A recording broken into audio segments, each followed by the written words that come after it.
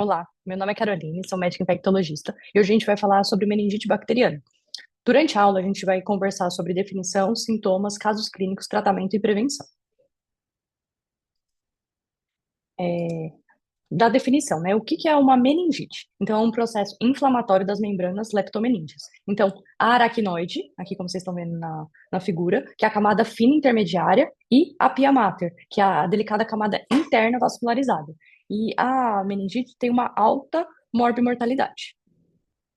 E aí, para a gente diferenciar um pouquinho do que é uma encefalite, do que é uma meningite, e a gente falar também um pouquinho das meningoencefalites. Então, toda vez que alguém vem discutir um caso, a gente precisa saber bem direcionar se é uma meningite ou se é uma encefalite. Então, a meningite, como eu falei, é a inflamação das leptomeninges. A encefalite vai pegar mais a parte do córtex, né? Como a gente vê aqui na figura. E aí, o que que ela vai trazer de sintomas? Vai trazer um prejuízo cognitivo, de consciência, de orientação, de comportamento ou de fala. E sinais focais, né? Crise epilética, hemiparesia. Então, por isso que alguns casos não são só encefalites ou meningites, podem ser uma meningoencefalite. Então, a gente precisa definir muito bem.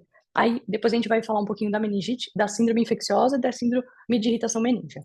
Então, das meningites, a gente vai ter a parte aguda, então, bacterianas ou virais, e as partes crônicas, né, que é mais de 4 semanas, que pode ser fúngicas, né, parasitárias, não infecciosas também. Da fisiopatologia, pode ser por três diferentes entradas, né, que a gente fala. Pode ser um acesso direto, então, por exemplo, ter alguma fratura ou algum defeito congênito. A quantidade, né, que é principalmente de otites médias, as mastoidites ou sinusites, né, não tratadas. E a via hematogênica, né? Então, a gente vai ter uma bactéria, ela faz uma bacteremia e a via corrente sanguínea ela vai ultrapassar a barreira hematoencefálica de manifestações clínicas. Então, a gente tem a tríade clássica, né, da meningite, então febre, rigidez de nuca e alteração do estado mental. Geralmente isso é de início súbito, em 15 a 30%. Mas também a gente pode ter outros sintomas, né? Então, a dor de cabeça é mais ou menos em torno de 84%. Febre, mais que 38 graus, 74%. Uma escala de coma de Glasgow em menor que 14, uns 71%. Náusea, uns 62%. Então, sinais de irritação meningia. Então, a gente vai ter a rigidez de nuca, que tem uma sensibilidade de 31%. Então, quando a gente faz a flexão da cabeça, ela é dificultada, né, ou impossibilitada, né, a flexão da cabeça. A gente vai falar de meningismo quando essa flexão da cabeça, a pessoa sente dor. Então, sinal de Brudzinski, que é a flexão espontânea dos quadris durante a tentativa de flexão passiva do pescoço, e aí a sensibilidade é de 9%, já caiu bastante.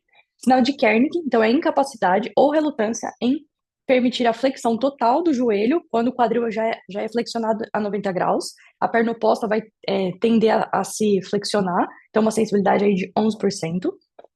E aí das síndromes clínicas que a gente falou da meningite, né? Então a toxêmica é a parte da febre. Então a gente vai ter sonolência, prostração, inapetência, taquicardia, hipotensão, extremidades frias. A partir da hipertensão intracraniana, a gente vai ter cefaleia, alteração do nível de consciência, né? Rebaixou, vômito em jato, papiledema, anisocoria, atria de Cushing. Quando a gente vai falar de meningocranial, a gente vai falar da rigidez de nuca, sinal de Kernick, Brudzinski, Laseg, dor lombar. De parte de diagnóstico, né? Então, o diagnóstico às vezes é um pouco mais dificultoso, por isso que a gente fala da combinação de duas manifestações, né? Ela está presente mais ou menos em 95% nos pacientes da admissão. Maioria, cefaleia, febre, alteração do nível de consciência e rigidez de núcleo. Só cuidado com o diagnóstico nas crianças, né? Crianças abaixo de 9 meses, a gente também tem que observar choro persistente ou abaulamento de fontanela. Aqueles recém-nascidos menores que 30 dias, a gente precisa até fazer uma investigação para toda a parte de sepsis neonatal, né? Tardio e precoce, coleta de líquor para ver ou não se tem meningite. Mas é um quadro à parte. Aqui as manifestações, né, que a gente tem da, da meningococcemia. Quando a gente vai falar de diagnóstico, a gente pensa sempre em coletar hemocultura, às vezes a gente fica tão focado na coleta do líquor que esquece das hemoculturas. E aí a hemocultura tem cerca de 50 a 90% de positividade aí nos pacientes. E a parte do líquido, né? Do líquido cefalorraquidiano. Então a gente precisa saber quando a gente tem que fazer a tomografia antes de coletar o líquor e quais são as contraindicações de coleta do líquor. Sabendo que o líquor tem mais ou menos 140 ml, né, o volume total, e ele é produzido e reabsorvido continuamente, né, em torno de 500 ml dia, porque às vezes as pessoas ficam também com medo do quanto coletar, né, na, para o diagnóstico. Tomografia de crânio antes da punção. Então, a gente vai fazer para imunocomprometido, lembrar principalmente dos pacientes HIVs, convulsão, de até uma semana antes do procedimento, papiledema, nível normal de consciência, então um glaço menor que 13, déficit neurológico focal, né? As crises convulsivas, déficit motor. E aí, o que a gente precisa checar na TC de crânio? Então, sempre a gente precisa ver se tem alguma contraindicação de coleta de líquor. Então, as principais são infecção local da punção, e na toma a gente vai ver principalmente se tem hidrocefalia obstrutiva, edema cerebral difuso, ou alguma herniação, ou até algum desvio de linha média que possa comprometer. E as relativas, né? Que vai ser individualizado para cada caso. Então, sinais de hipertensão intracraniana, sepsia ou hipotensão, né? Distúrbio de coagulação, né? Uma plaqueta menor que 50 mil e o NR maior que 1,5. Sinais neurológicos focais, pacientes comatosos, crise convulsiva e cirurgia lombar prévia com colocação de prótese e pino. Da coleta de líquor. Então, a gente gira em torno aí de 8 a 15 ml da coleta. Então, a gente precisa de luva estéreo, os tubos Falcons, que são esses tubos com tampa azul, seringa, ou a agulha, né, de coleta de líquor, e aí vai ter para cada idade, vai ter um tamanho diferente.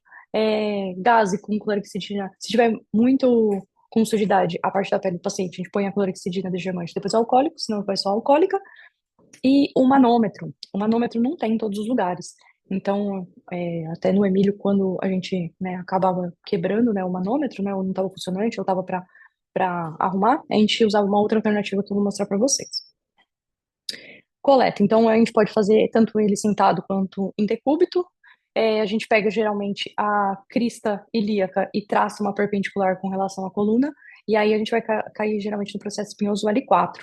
Então, a gente vai posicionar para a gente funcionar entre L3 e L4 ou L4 e L5.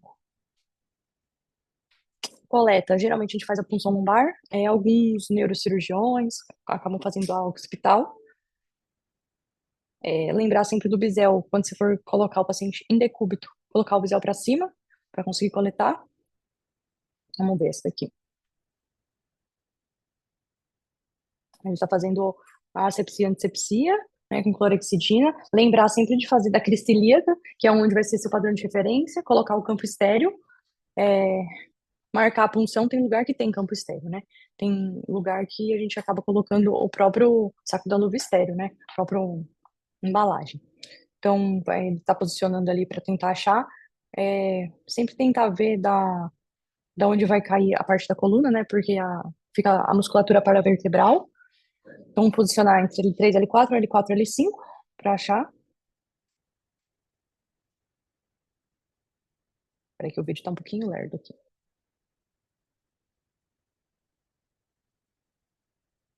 Aí, nessa parte, o bisel fica para cima da punção. E aí, sempre ir colocando devagarzinho até você sentir. Você vai entrar, tipo, numa espessura de isopor. Provavelmente você tá no lugar certo. E aí, para você ver se tá saindo líquor, você tem que sempre tirar a agulhinha de dentro, que tem o nome.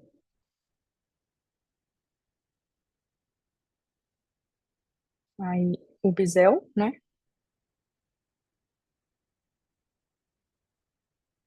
E ver se o líquido retorna. Algumas complicações aí pós-punção. Principalmente todo mundo fala, né, que se você levantar a cabeça e tal, a gente leva mais em consideração, né, dessa cefaleia pós-punção, quantas vezes você tentou, né, coletar o líquor e o tamanho, né, a grossura, porque às vezes tem umas agulhas mais grossas, né, então pode ser que aumente a chance de uma cefaleia. Dor nas costas, né, vai ser lugar na punção, pode ter uma infecção secundária ali também no local, sangramento, herniação cerebral e alguns sintomas neurológicos menores, né, como uma dor radicular ou dormência. De pressão de abertura, né? Então, quando a gente fala de manômetro, 1 milímetro de mercúrio, né? Para 1,36 centímetros de coluna d'água. Então, quando você tem um manômetro, né? Ele já vai te dar ali a pressão. Quando você faz em coluna de água, então o que que a gente pegava? A gente pegava a parte do equipo e conectava na agulha. E a gente via o quanto que subia o líquor. E aí a gente marcava, pegava a régua e via quantos centímetros que deu. E aí a gente ou deixava em centímetros mesmo, né? Ou deixava, convertia para milímetros de mercúrio. E aí a gente tinha aí uma noção, principalmente nos pacientes que tinha neurocripto, que faz uma hipertensão intracraniana e a gente precisa funcionar mais vezes, às vezes mais de uma vez durante o dia. E aí, o que que a gente solicita no líquor? Então, particularidade, o diferencial, muito importante, a glicose, a proteína, a coloração de grã e a cultura aeróbia, e aí o resto vai depender do que você vai estar pensando em diagnóstico diferencial, né? Então, se você está pensando que é uma bacteriana, você pode pedir um PCR, uma neurosífilis, um VDRL, é, uma tinta da China, uma cultura de micobactéria, e aí você vai pedindo conforme a sua hipótese diagnóstica. De diferenciais, né, das meningites, né? Então, a bactéria geralmente tem uma celularidade maior, uma proteína também mais alta e uma glicose reduzida. A viral tem uma celularidade aumentada, mas não tão alta, né? Com uma proteína normal e uma glicorraquia também normal. E a tuberculose, que tem uma celularidade às vezes mais alta, uma proteína mais alta e uma glicose também um pouquinho mais baixa. E aí é um dos diferenciais com a bacteriana, que aí vai depender da história clínica mesmo do paciente também e das culturas, dos exames que vocês forem solicitando. O aspecto do líquor, ele é líquido, é límpido e transparente, né? Conforme a figura 1. E esse daqui tá um pouco hemorrágico e era de uma meningite bacteriana, né? Então fica um pouco mais turvo. A coloração de Gram é muito importante, né? É, diagnóstico, para o diagnóstico. E é uma. Vai te falar, né? Se é um gram positivo, gram negativo, você tem uma tomada de decisão um pouco mais rápida e para ver se o seu esquema empírico tá correto. Então, um diplococo gram-negativo vai falar que é um meningococo. Um pequeno coco bacilo gram-negativo vai falar que pode ser um Haemophilus influenza. E um diplococo gram-positivo vai sugerir uma infecção por pneumococo. A listéria, então, no gram não vai aparecer nada, mas a cultura vai ser positiva. Então, às vezes vai precisar tratar empírico até sair a cultura. As etiologias principais, então, é o pneumococo, depois a Neisseria, o Haemophilus e a listéria. Então, da parte do Brasil, do indicador de 2022, a gente tem esses agentes. Então, a gente aqui tem um caso, né, que é uma paciente feminina de 10 anos, estava tratando aí uma sinusite há mais ou menos umas 2 semanas, evoluiu com rebaixamento de nível de consciência, cefaleia, febre e vômito. Quando a gente vai para o licor dela, então ela tem já mais ou menos uma celularidade aí de 255, que já não é tão alta, né, uma proteína de 80, que é um valor elevado, mas também não é uma coisa muito mais alta, e uma glicose de 38, que estava um pouco reduzida. E quando você vai no diferencial é 100% de linfócito. E aí você fica pensando, né? Então, tomar cuidado, porque apesar do clavulin, né? Ela tava tomando clavulin, não passar a barreira hematocefálica, ele acaba passando um pouco quando há a inflamação das meninges, né? Então, pode ter bagunçado um pouco a parte do líquor nisso. E aí, quando o neurocirurgião acabou, né, fazendo a neurocirurgia e acabou encontrando isso, né? Paciente com bastante pulso nas leptomeninges de tratamento. Então, sempre a gente fala para evitar o atraso do antimicrobiano, que o atraso aí mais longo que 6 horas acaba aumentando 30% da mortalidade. Por isso que a gente fala que a gente não espera a tomografia para fazer o tratamento empírico, né? Então, se for demorar a tomografia, já faz o tratamento e faz a tomografia para funcionar. Evitar o atraso da Dexa, então o pessoal às vezes esquece da dexametasona. Então, antes do antibiótico ou faz junto com o antibiótico, isso reduz a taxa de perda de auditiva, né? Outras complicações neurológicas e mortalidade em pacientes com meningite por pneumococo. Então, a dose é 0,15 miligramas quilo de 6 em 6 horas. No adulto, dá geralmente 10 miligramas de 6 em 6 horas por 4 dias. Tratamento com uso de drogas bactericidas eficazes contra o micro-organismo infectante e o uso de drogas que entram no líquor, né? Pois a barreira hematocefálica impede a entrada de macromoléculas no líquor. Esse daqui é um guia do Cireva, né, sobre formação de vigilância das pneumonias e das meningites bacterianas. Aqui a gente vai focar no das meningites. Quando o que mais chama atenção é o pneumococo, né, ficando alguns resistentes ao ceftriaxone no líquor. E aí é por isso que eles soltaram a nota, né, que seria interessante associar a vancomicina no esquema. Então, esquema para adultos até 50 anos seria ceftriaxone com a vancomicina, por causa do pneumococo resistente ao ceftriaxone. E quando a gente fala de idosos não, né? Mais de 50 anos, né? Gestantes, etilistas, uso de imunossupressores, HIV e diabético, a gente faz, além dessa cobertura, a ampicilina, que é para cobrir listéria. Então, 2 gramas de 4 e 4. Quando a gente fala das crianças, né, menor que 1 mês, a gente fala da associação de AMP com Genta ou AMP com ceftaxima. De 1 mês até 23 meses, a gente já fala da cobertura com ceftraxone e vanco. E aí, de 2 anos a 50 também, né? Ceftriaxone com vanco. E aqui é um panorama das coberturas, né? Então, o ceftriaxone, ele pega strepto, com as ressalvas, né, das resistências, o Haemophilus e o meningococo. O cefepime é a mesma coisa. A vanco vai ajudar a pegar o strepto pneumônico que tem resistência. A linezolida também, o pneumococo. Aí a ampicilina vai pegar o pneumococo, o meningococo e a listéria. Por isso a importância, às vezes, da associação com a ampicilina.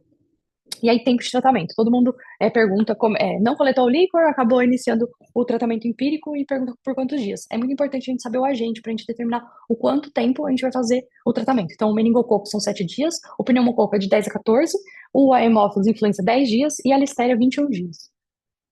E aí, o isolamento, né, a gente, até quando a gente precisa manter, então a gente fala de 24 horas após início de terapia eficaz.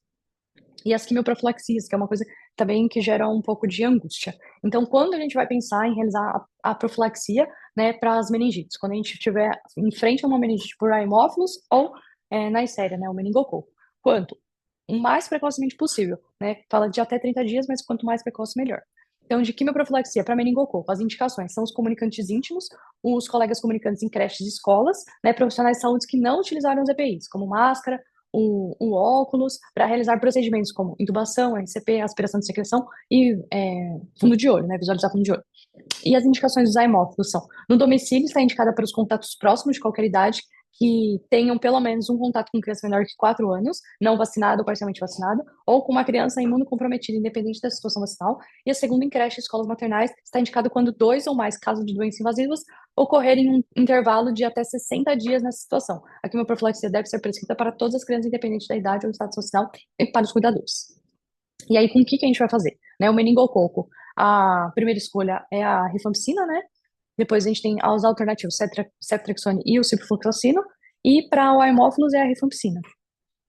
Então, o porquê que a gente faz a quimioprofilaxia, né? Então, a gente faz nos comunicantes íntimos e nos contatos para prevenir casos secundários e interromper a cadeia de transmissão, evitando os surtos. Então, resumindo, não atrasar o antibiótico e não esqueça da dexametasona. Não precisa realizar TC de crânio em todos os pacientes. Colete o líquor e, se estiver na dúvida diagnóstica, peça para o laboratório guardar um pouco da amostra. Fique atento às complicações. Lembre que o pneumococo está com resistência aumentada no Brasil também, né? Porque nos Estados Unidos ele já tinha, o guideline americano já falava para fazer ceftriaxone com vanco. Talvez seja necessário, então, associar a vancomicina no esquema, e hoje a gente já associa. Pacientes com HIV/AIDS, né? Há mais hipóteses diagnósticas, não esqueça da TC de crânio neles, né? Então, a gente tem que pensar que pode ser uma neurotoxoplasmose, uma neurocripto. Então, a gente tem que pensar em outros diagnósticos diferenciais também, com pacientes, né, vivendo com HIV/AIDS. E lembrar da listéria, tá bom? Obrigada.